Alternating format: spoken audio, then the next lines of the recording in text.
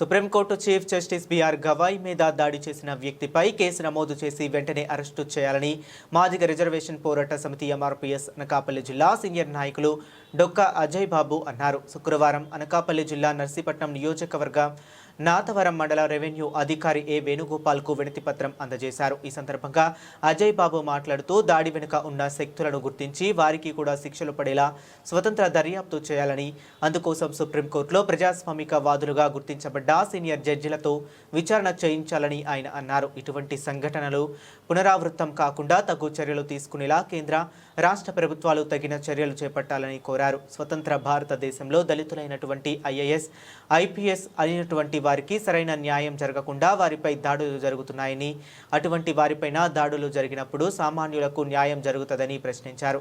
ఈ కార్యక్రమంలో కాకినాడ జిల్లా ఎంఆర్పీఎస్ నాయకులు ముప్పిడి శ్యామ్ కుమార్, ఎంఆర్పీఎస్ మీడియా కోఆర్డినేటర్ తుక్కలపల్లి కుమార్, కాండ్రకోటి కొండబాబు, ముప్పిడి నాగమణి తదితరులు పాల్గొన్నారు.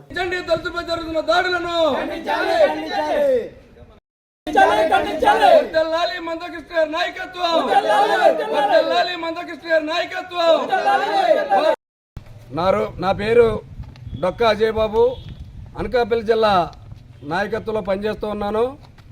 అయితే ఈరోజు మన సుప్రీంకోర్టు జడ్జి గారైనటువంటి గవాయ్ గారిపై జరిగిన దాడి మీద నిరసన కార్యక్రమం చేపట్టడం జరుగుతుంది. అయితే అందులో భాగంగా మరి ఎంఆర్పీఎస్ వ్యవస్థాపక అధ్యక్షులు పద్మశ్రీ మంద కృష్ణమాదిక్ గారి ఆదేశాల మేరకు మరి తెలుగు 2 రాష్ట్రాల్లో కూడా మరి ఈ కార్యక్రమాలు నిరసనలు చేయాలని చెప్పి ఆయన ఆదేశాల మేరకు మరి ఈ కార్యక్రమం చేయడం జరుగుతుంది.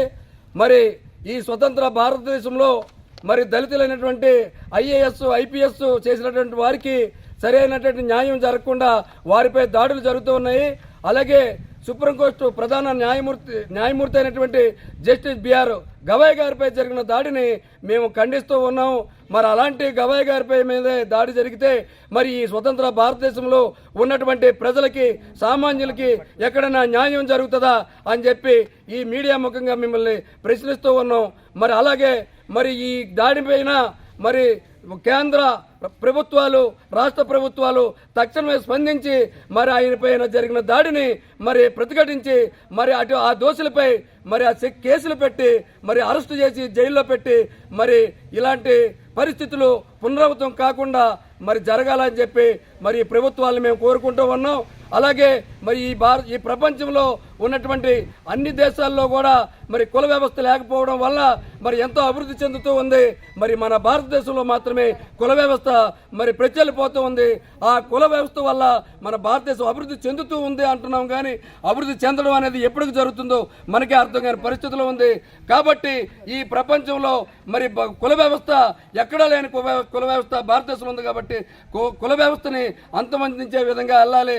దళితులపై దాడులు జరగకుండా ఈ ప్రభుత్వాలు రక్షణ కల్పించాలి. మరి భారతదేశం అత్యున్నతమైనటువంటి న్యాయస్థానంలో మరి జడ్జిల గారికి ఇలాంటి అవమానం జరిగితే మరి మనకి ఎక్కడ మనకి గౌరవం ఉందని చెప్పి మేము కోరుకుంటూ ఇలాంటి పరిస్థితులు జరగకుండా మరి చర్య తీసుకోవాలని చెప్పి ఈ మీడియా ముఖంగా మీ అందరినీ కోరడం జరుగుతుంది.